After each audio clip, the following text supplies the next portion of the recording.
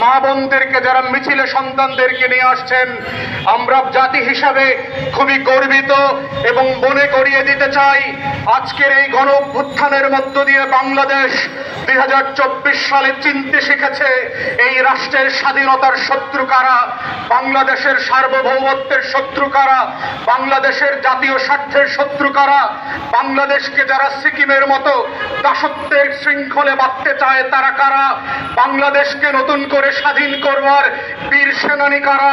এই বাংলাদেশ আহত হলে বাংলাদেশের সীমান্তের দিকে যদি কেউ ভ্রুকুটি তুলে তাকাতে চায়, সবাইকে জানিয়ে দিতে চাই বাংলাদেশের লক্ষ কোটি আবু সাঈদের মুগ্ধরা বুক পেতে দিয়ে এই লাল সবুজের পতাকা আর সীমান্তকে বাঁচিয়ে রাখবে।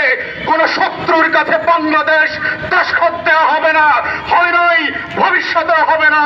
তাই আমরা পরিষ্কার করে শত্রুদেরকে মনে করিয়ে দিতে চাই, যারা এখনো ষড়যন্ত্র করছেন, যারা এখনো মনে করছেন আগস্ট এবং জুলাই বিপ্লবের পরাজিত হলরা রাজাকার এবং আল বদর আওয়ামী হানাদারদেরকে পিছনের দরজা দিয়ে ক্ষমতায় আনবেন, মাইনরিটিদের ব্যানার দেখিয়ে আওয়ামী লীগকে সুসংগঠিত করবার ষড়যন্ত্র করছেন।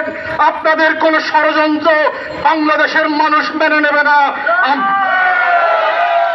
আমরা খুব পরিষ্কার করে বলতে চাই, যেই গণ অভ্যুত্থানে সারা বাংলাদেশ লাল সবুজের পতাকার নিচে একাকার হয়ে গেছে, কোন দিল্লির মসনদ থেকে দাসখত দিয়ে কোন দলকে, আওয়ামী রাজাকারদেরকে এই দেশের মানুষ আর মেনে নেবে না, জান দেবে, রক্ত দেবে।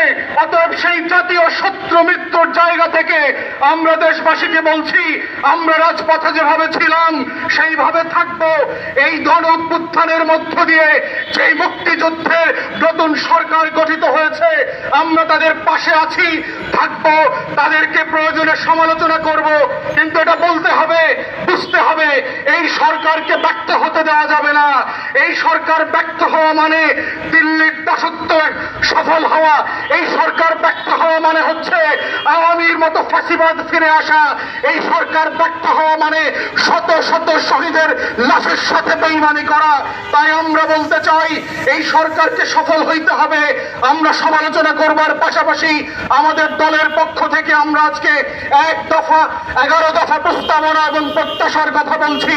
অন্তর্বর্তীকালীন সরকারকে বলছি, ডিসাইসিভলি স্বাধীনতার পক্ষে, সার্বভৌমত্বের পক্ষে, লাল সবুজের পতাকার পক্ষে, শহীদ আবু সাঈদ আর মুক্তের রক্তের পক্ষে সিদ্ধান্ত নেবেন। ছাত্র জনতার বিপ্লবের বিপক্ষে যদি কোনোভাবে আপনারা অবস্থান নেন, আমরা আবার রাস্তায় নেমে আসবো। আমাদের আবু সাঈদরা আবার গুদাম খুলে বুলেটের সামনে, ট্যাঙ্কের সামনে দাঁড়াবে। রক্ত দিয়ে লাল সবুজের পতাকাকে আবার রক্ষা করা হবে। কোন শত্রুকে বাংলাদেশ ছেড়ে দেবে না, বিক্রি করা হবে না, বেঈমানদের হাতে এই মানচিত্র বর্গা দেওয়া হবে না। তাই